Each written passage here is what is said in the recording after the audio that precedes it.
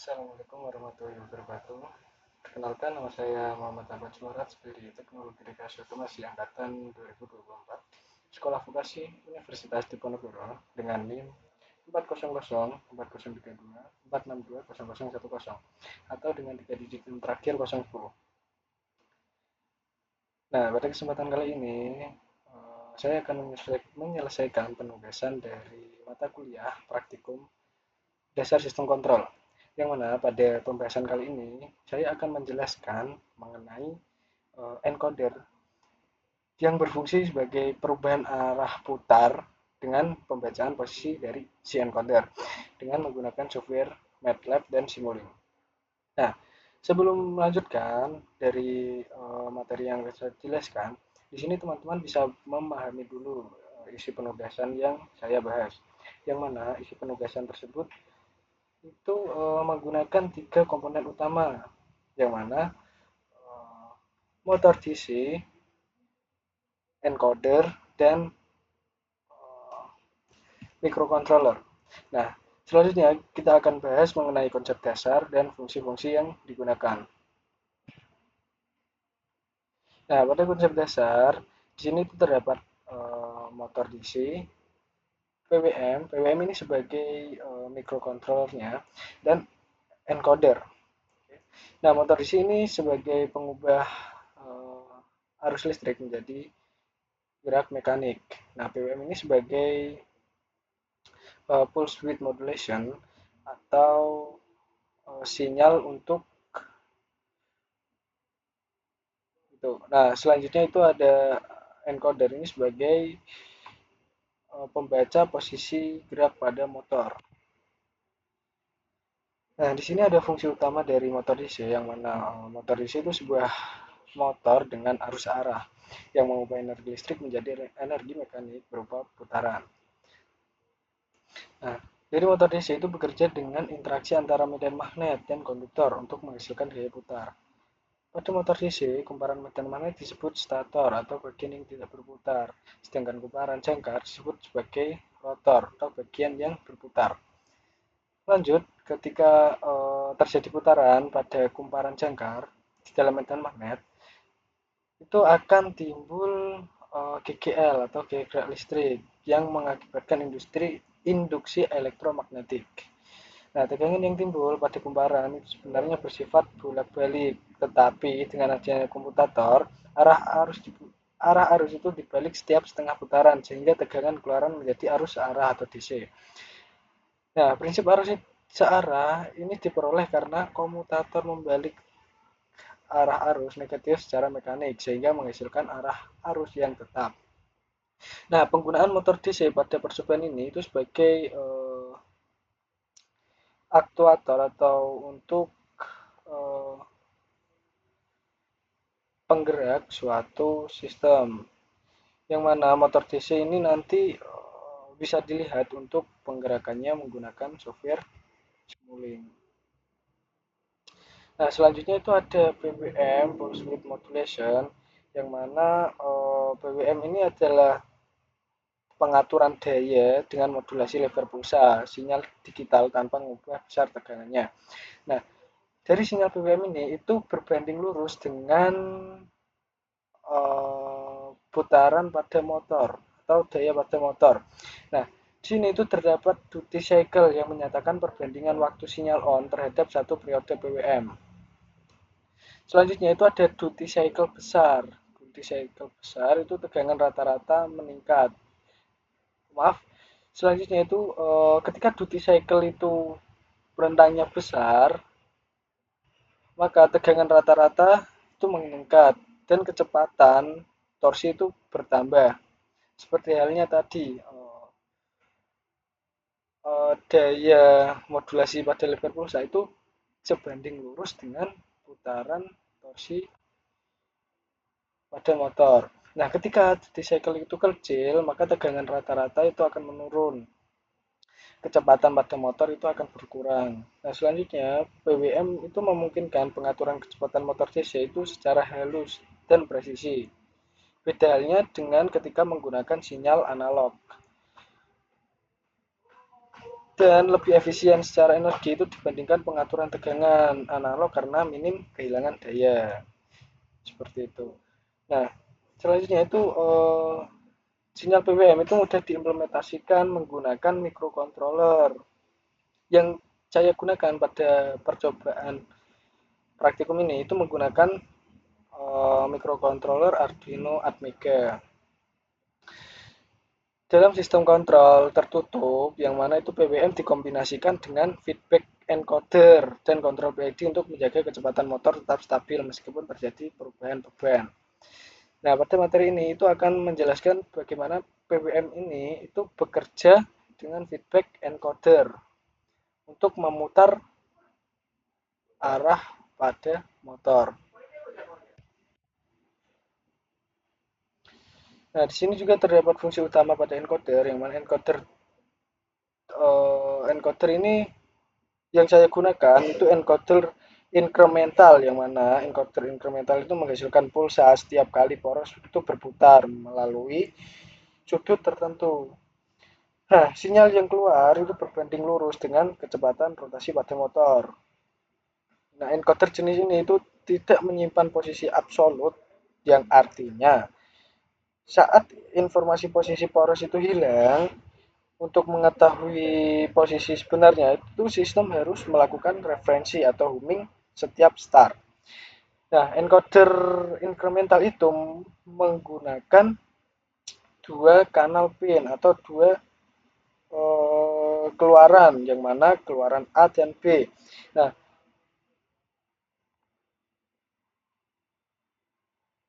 dari kanal tersebut itu memiliki pergeseran fase 90 derajat atau kuadratur, sehingga memungkinkan sistem itu mengetahui arah rotasi sekaligus menghitung jumlah pulsa sebagai dasar perhitungan kecepatan.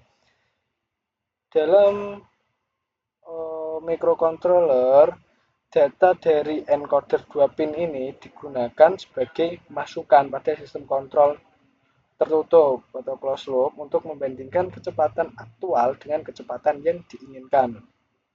Kemudian menyesuaikan sinyal kendali seperti PWM agar motor DC itu dapat berputar secara stabil, presisi, dan mampu beradaptasi terhadap perubahan beban. Nah, di sini itu pergeseran fase 90 derajat itu digunakan untuk menentukan arah clockwise atau counter clockwise. Nah, dari kedua pin ini itu di inisialisasikan itu sebagai pin A dan pin B, yang mana pin A itu menghasilkan pulsa utama, maka akan menghasilkan putaran ke arah searah jarum jam atau clockwise. Dan pin V itu menghasilkan pulsa kedua yang bergeser dari pin A, yang mana pin B ini berputar berlawanan arah jarum jam atau counter clockwise. Nah, selanjutnya itu kita bahas mengenai pemodelan yang nanti dibuat dari software MATLAB atau Simulink, yang mana pemodelan ini tuh bertujuan untuk mengontrol si motor DC itu berputar clockwise dan counter clockwise. Nah, teman-teman bisa ketahui terlebih dahulu input PWM-nya itu dari minus 255 sampai 255. Yang mana ketika set dari input PWM itu di antara 0 sampai minus 255, maka motor itu akan bergerak counter clockwise atau berlawanan arah jarum jam. Nah, ketika PWM itu disetting di antara 0 sampai 255, maka motor itu akan bergerak clockwise atau searah jarum jam. Nah, dari pemodelan ini itu bisa dilihat yang mana PWM ini sebagai input dari sebuah daya. Input dari PWM ini itu menggunakan blok yang namanya Goto dan From. Nah, Goto itu sebagai pengirim dan From itu sebagai penerima.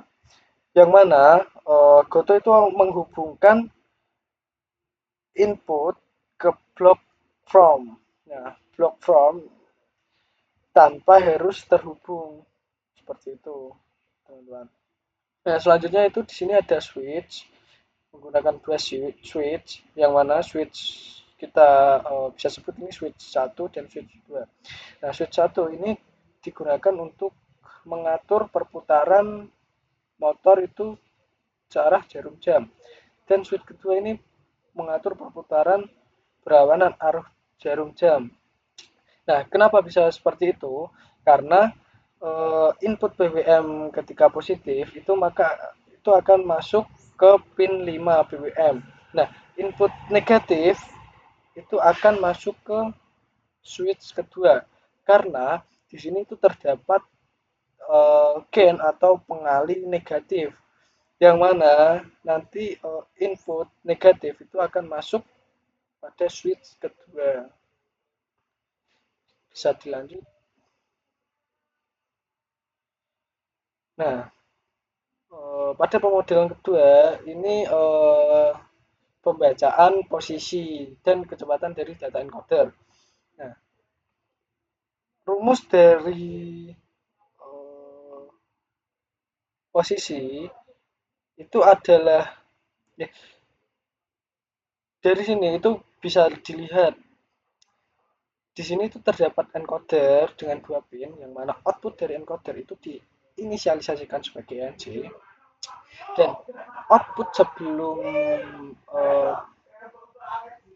output sebelum encoder ini itu disebut encoder pref atau posisi sebelumnya. Kenapa bisa seperti itu? Karena di sini itu terdapat delay, yang mana delay ini akan menghasilkan waktu sebelumnya. Nah, kita lanjut. Di sini itu terdapat delta encoder, yang mana eh, rumus dari delta itu kan dikurang. Nah, di sini itu menggunakan block sum, yang mana encoder atau data posisi saat ini itu dikurangi dengan data posisi sebelumnya, maka akan menghasilkan delta encoder. Nah, di sini bisa dilihat, di sini ada scope untuk melihat gelombang keluaran dari delta encodernya seperti itu. Nah, sekarang teman-teman bisa simak untuk demonstrasi menggunakan software MATLAB.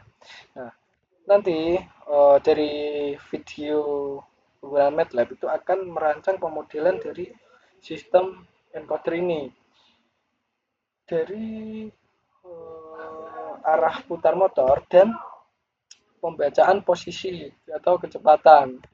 Oke, teman-teman bisa simak terlebih dahulu. Di sini saya buka MATLAB terlebih dahulu.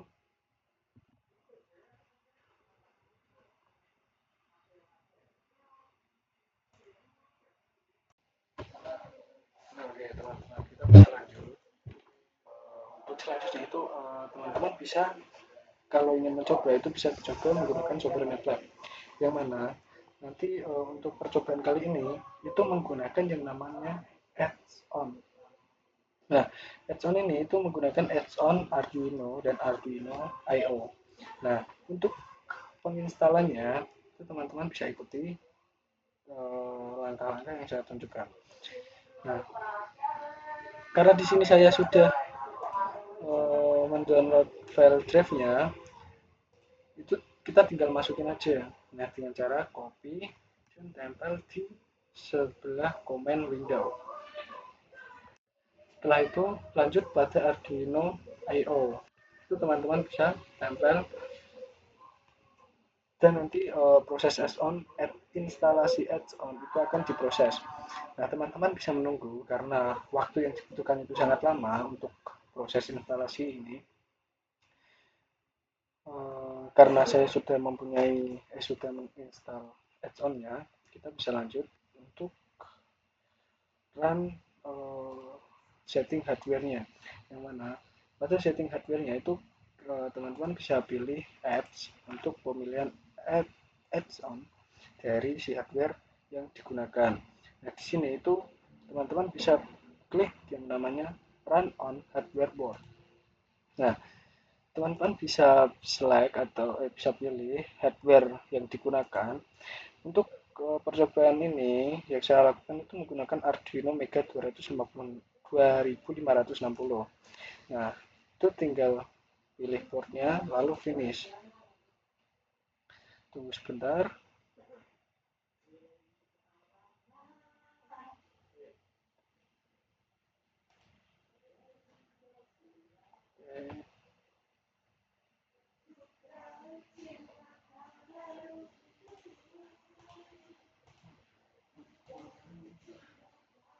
Nah, setelah itu ada tampilan seperti ini teman-teman di hardware itu ada run on board.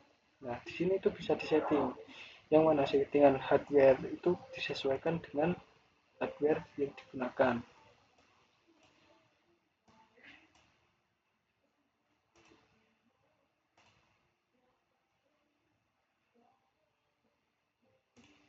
Nah, konfigurasinya seperti ini. Nah, dari atas itu solver. Itu simulation time-nya itu disesuaikan. Yang mana ada start time dan stop time. Nah, untuk percobaan ini itu standarnya yang saya gunakan itu di stop time 10. Selanjutnya itu teman-teman bisa pilih itu auto atau discrete. Discrete ini non continuous ya teman-teman. Nah, selanjutnya itu ada pilihan-pilihan yang lain. Nah, itu tinggal pilih yang automatic solver selection. Di sini tuh fixed step. Nah, selanjutnya itu data import atau export. Nah, ini tinggal aja. Selanjutnya kita lanjut pada diagnosis hardware implementasi. Nah, di sini hardware boardnya itu disesuaikan dengan penggunaan hardware yang teman-teman coba. Di sini menggunakan Arduino Mega 2560. Setelah itu ini di sini ada device vendor itu Atmel dan AVR nih saat itu. Teman-teman device detail. Nah, di sini itu ada INT16 ini nanti dimasukkan di data. Nah, 16 ini adalah uh, datanya. Nah, ini perlu dicatat karena ini nanti dimasukkan pada percobaan. Ya, teman-teman. Ini adalah bitnya. Jadi 16 bit. Nah, selanjutnya itu target hardware resource.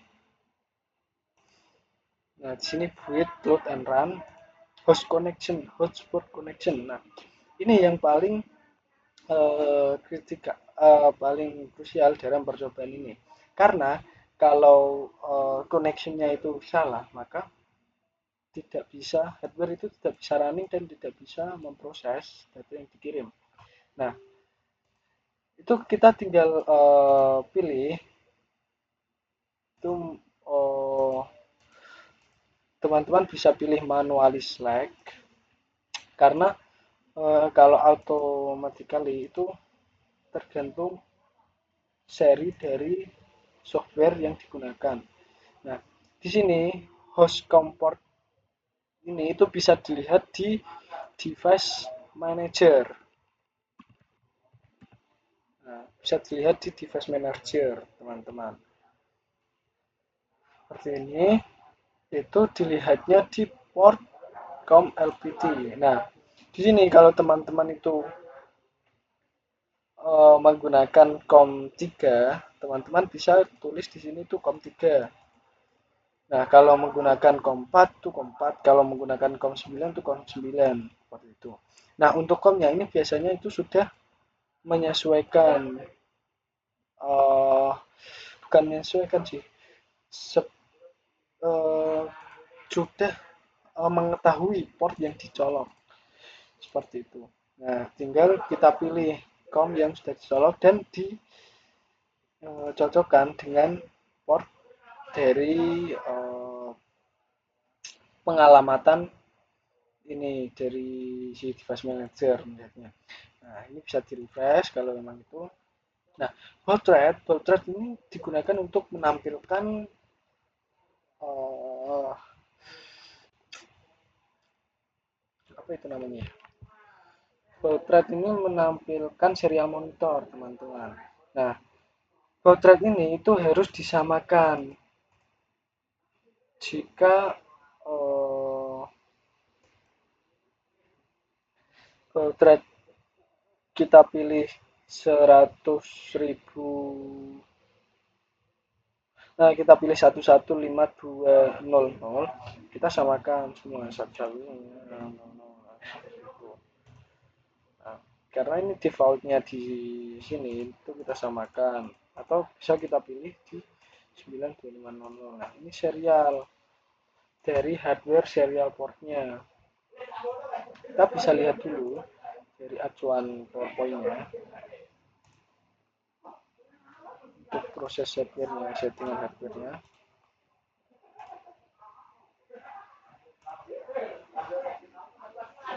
Nah, seperti ini ya teman-teman. Karena defaultnya itu 115.200, itu kita pakai default yang 115.200 ini, teman-teman. Karena untuk menyesuaikan apa ya? Menyesuaikan itunya lah. Oke. Setelah itu, teman-teman bisa lanjut. Nah, di sini itu ada target hardware resource-nya, itu ada koneksi I/O, over detection, I2C proper test juga ada, proper test, Nah, dari sini bisa disimpulkan kalau hardware resource ini itu adalah uh, settingan yang paling krusial, karena salah atau tidak sesuai dengan hardware yang digunakan, maka hardware itu tidak akan merespon atau data itu tidak akan terkirim ke hardware yang digunakan. Maka proses sistem tidak akan terlaksana seperti itu. Nah, sekarang kita pilih code generation. Nah, di sini kita bisa lihat PowerPoint-nya terlebih dahulu. Nah, di sini itu ada faster run, yang mana itu untuk configuration. Untuk sistem target file itu pakai ERT, DLC, dan untuk configuration-nya itu pakai faster runs. Oke, bisa kita samakan terlebih dahulu. Ini kita pakai faster runs. Seperti ini, teman-teman. Nah, selanjutnya apa yang kita lakukan yaitu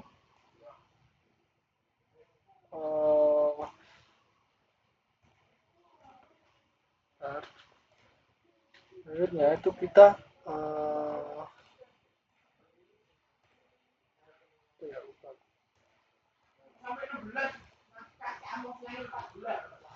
nah, seperti itu, tinggal kita apply dan oke. Nah, setelah itu kita lanjut untuk pemodelannya. Yang mana pemodelannya itu nanti seperti ini. Ini kita bisa buat Goto dan formnya dulu. Kita klik 2 kali, kita pilih Goto.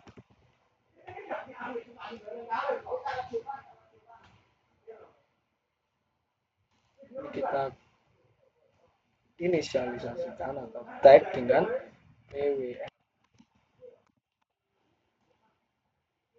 Selanjutnya kita tarik untuk sebagai penerimanya, yaitu form.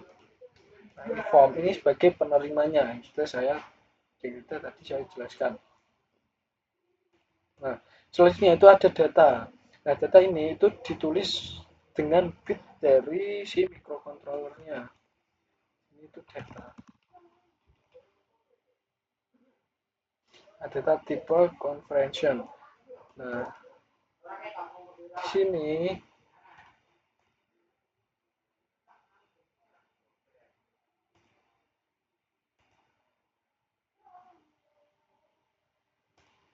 kita tinggal dulu. Nah, kita pilih-pilih blok-bloknya dulu. Ini ada switch.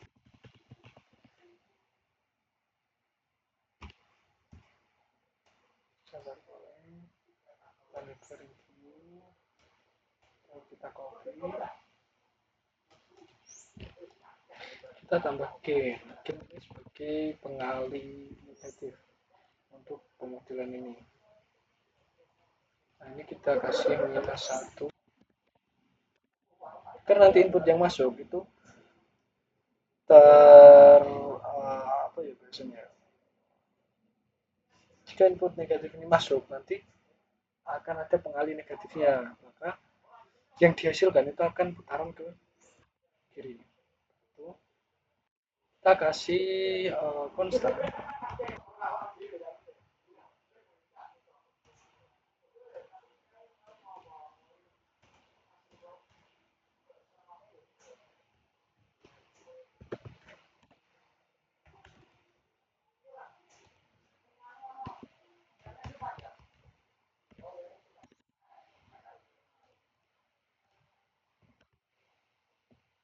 Ya, nah kita tinggal sambung-sambungin aja dulu. Ini kita tambahin yang namanya Arduino.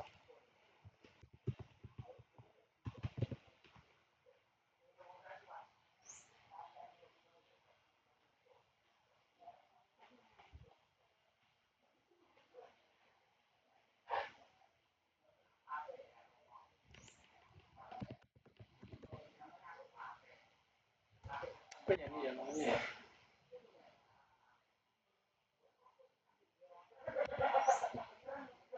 Kita lihat di sini aja. Ketika kita lupa dengan namanya, itu kita lihat di library brosurnya. Nah, kita pilih satu-satu.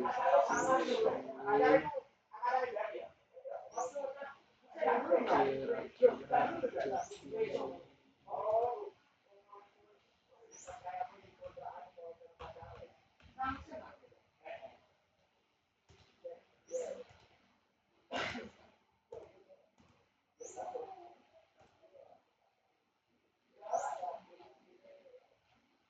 bentar ya teman-teman.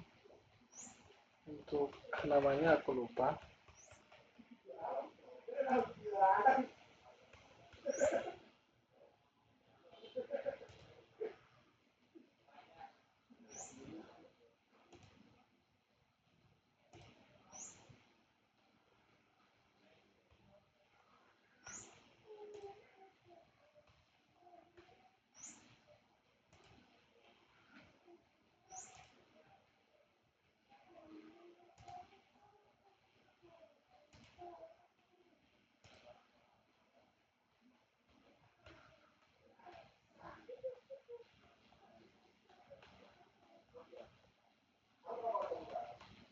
Ini mana ya ini ya?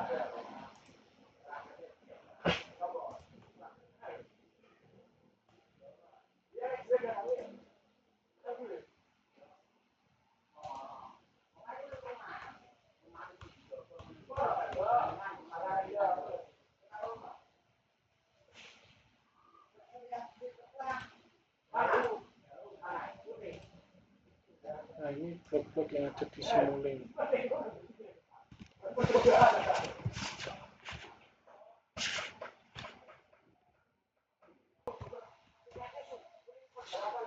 Oke, di sini ini kan kurang BWM-nya ya, kita bisa tambahkan. Ini baru ingat tadi code itu BWM. Nah,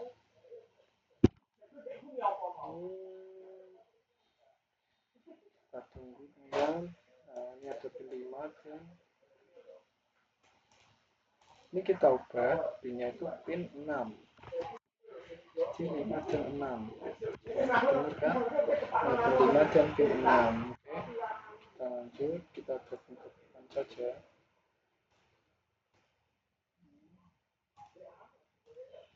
Nah, di sini nih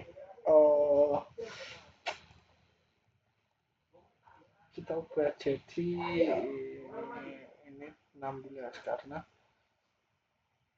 16 di seperti itu teman-teman. Kita sesuaiin dengan microcontroller yang digunakan itu berapa bit.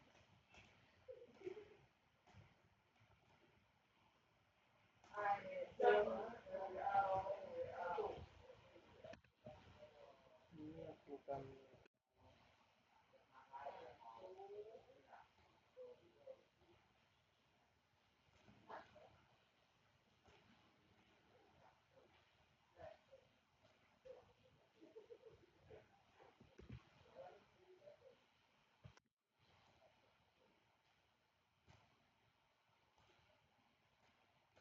Oke, seperti ini kita tambahkan slider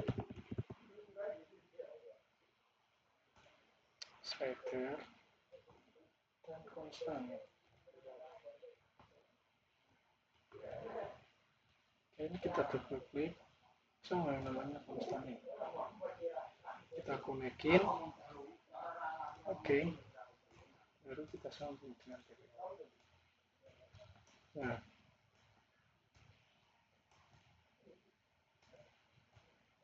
Nah, nilai dari slider ini karena tadi kan minimum itu minus 255 dan maksimum itu 255, kita masukin saja. Oke, seperti ini.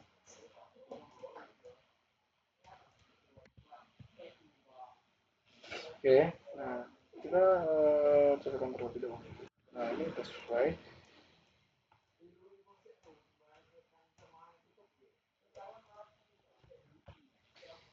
Nah, selanjutnya ini adalah putaran untuk mengontrol putaran pada motor dengan pembacaan. Nah, sini itu membaca kecepatan data dari si encodernya. Yang mana ini kita menggunakan encoder. Kita tulis dulu encoder.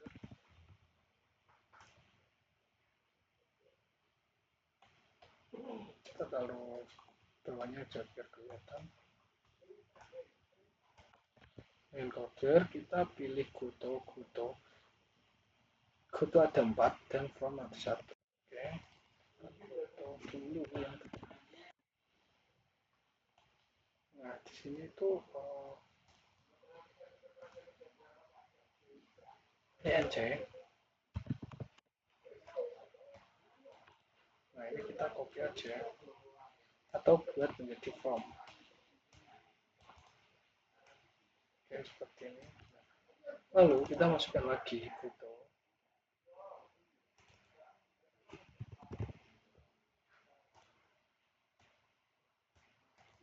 Ini kita ENC pref.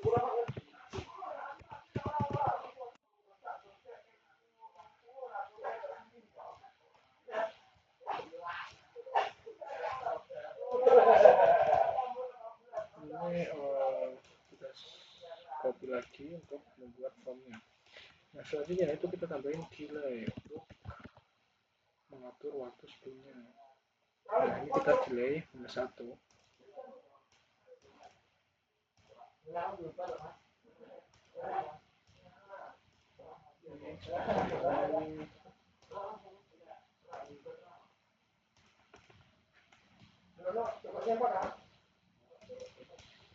Nah, selanjutnya itu kita tambahin yang namanya zoom dan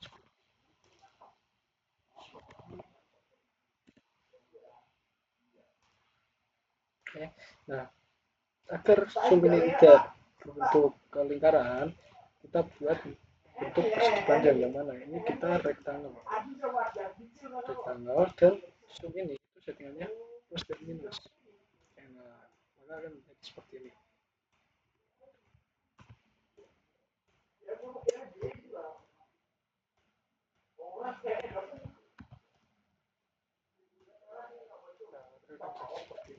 teman-teman. Jelas seperti ini.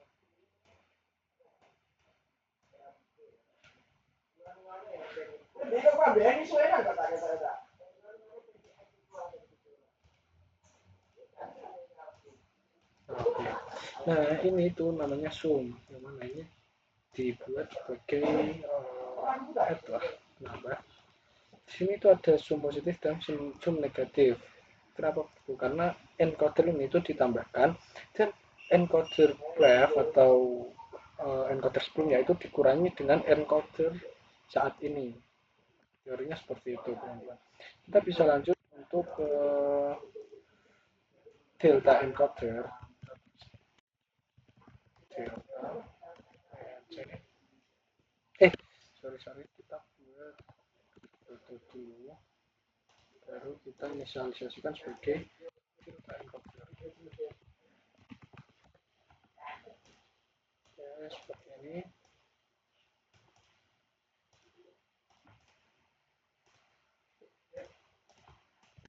Nah, selanjutnya itu kita buat ada display scope. Kita tambahin aja display, dua display dan satu scope. Kita buat display sini.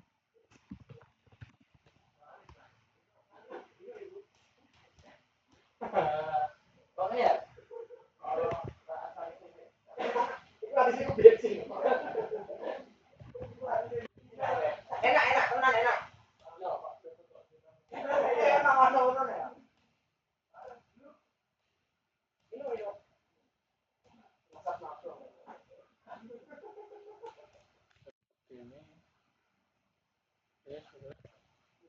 Nah, saatnya kita running. Kita colokkan terlebih dahulu pada hardware-nya. Nah, di sini tuh terkendala karena simulasi yang saya contohkan ini tidak menggunakan hardware.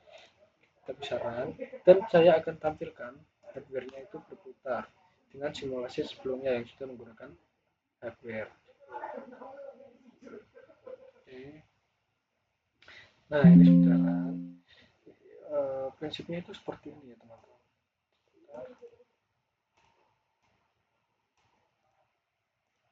Ini harus run ini.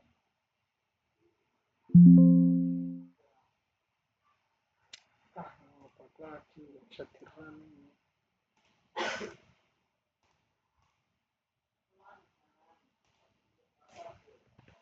Jelas seperti itu. Gimana ya?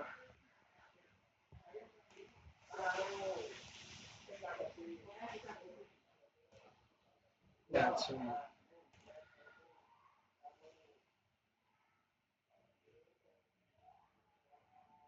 Ngikutin suaranya Zaki. Suaranya biar tidak tabrakan. Oke, teman-teman. Nah, ini bisa dilihat dari kita tutup dulu jendela ini biar kelihatan. Nah, ini jika slider ini diputar ke kiri lah. Kenapa ini enggak? Nah, kita potongnya seperti ini aja. Nih, ketika slider ini diputar geser ke kiri, geserlah kira-kira segini.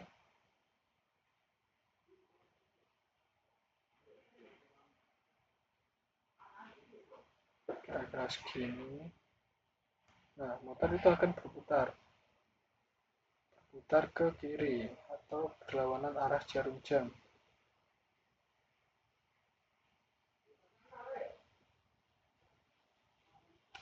Nah, ketika slider itu diarahkan ke kanan, maka akan putaran itu ke kanan. Seperti itu, teman-teman.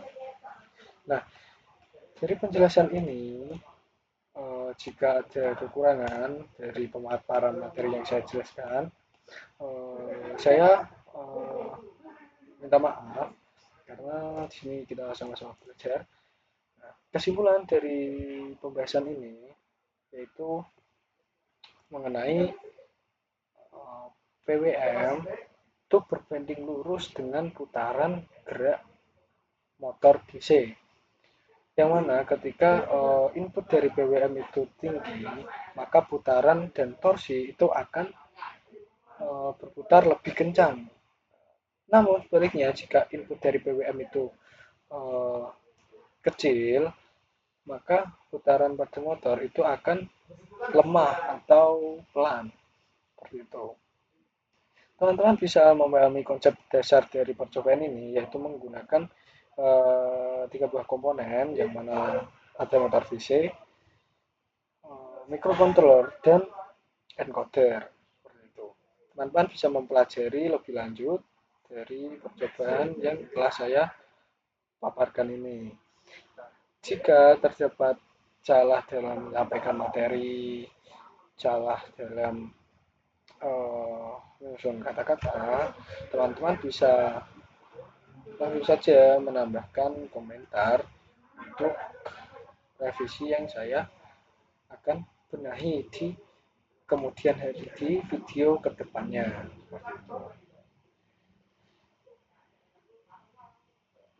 Cukup sekian kemungkinan dari saya. Terima kasih telah menonton sampai akhir. Assalamualaikum warahmatullahi wabarakatuh.